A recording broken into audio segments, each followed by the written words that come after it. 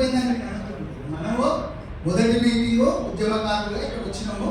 సరే అది జరుగుతుంది, ఎందుకంటే మొదటిగా ఇది రకరకాల కోణాలు వచ్చింది కనుక దాన్ని విడిచిపెట్టి ఇక్కడ చేసినటువంటి మాదిగ ఉద్యమకారులను అందరినీ చేసినటువంటి ఈ ఆత్మీయ సమ్మేళన సభాధ్యక్షత నిర్వహిస్తున్నటువంటి దేవన్ సతీష్ మాదిగ గారికి, అదేవిధంగా సభా వేదికను అలంకరించినటువంటి మొదటి ఉద్యమకాల ధీరులకు ఎంఆర్పిఎస్ వాళ్ళ తరఫున సామాజికమైనటువంటి ఉద్యమాభివందనాలు తెలియజేస్తా ఉన్నాను.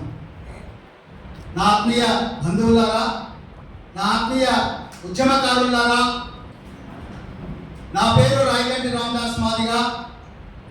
ఈ మాదిగ దండోరా ఉద్యమానికి కండువ మీద ప్రింట్ చేసింది, బ్లౌజ్ షర్ట్ల మీద ప్రింట్ చేసింది మంద ఏలియా గారు, అంటే గురిగింజ ఏలియా గారు. గురిగింజ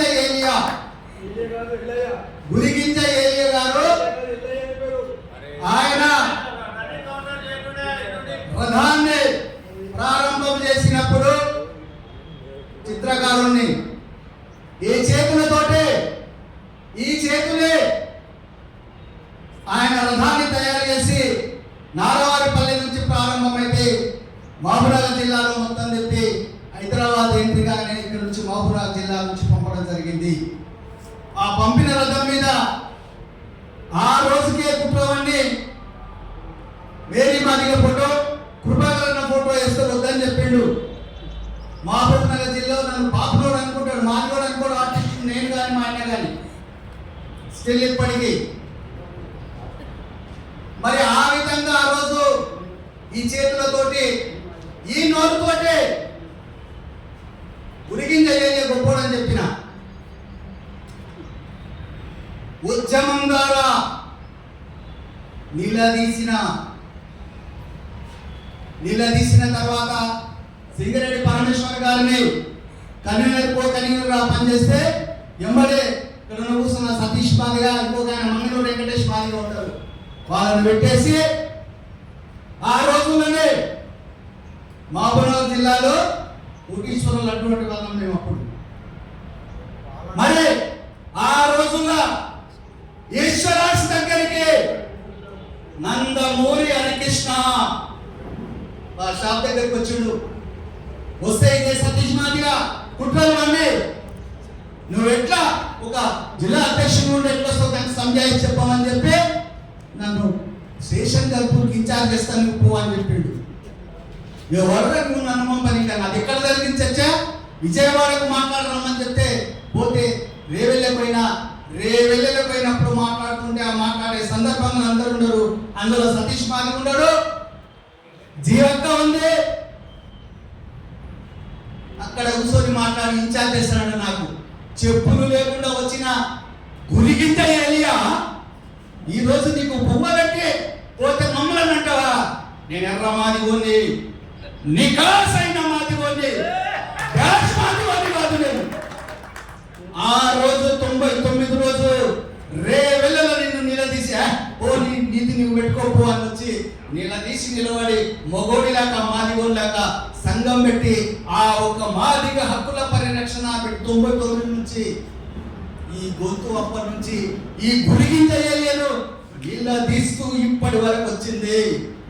ఒక జిల్లాలో మిత్రుల రాజకీయాలు చేసినని చెప్తున్నారు.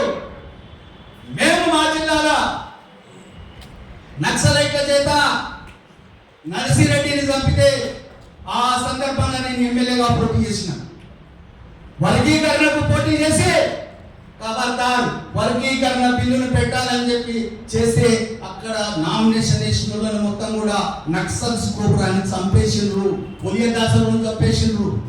కేవలం నేను ఒక్క నిలబడ్డందుకు అక్కడ ఎలక్షన్లు బిఎస్పిఎస్సి జరిగింది. ఇది ఎవరి సత్తు? ఎవరి సత్తు? ఎంఆర్పిఎస్ సత్తు, నిజాయితీ గల మాదిగల శక్తి. మరి అప్పుడు ఎక్కడున్నాడు?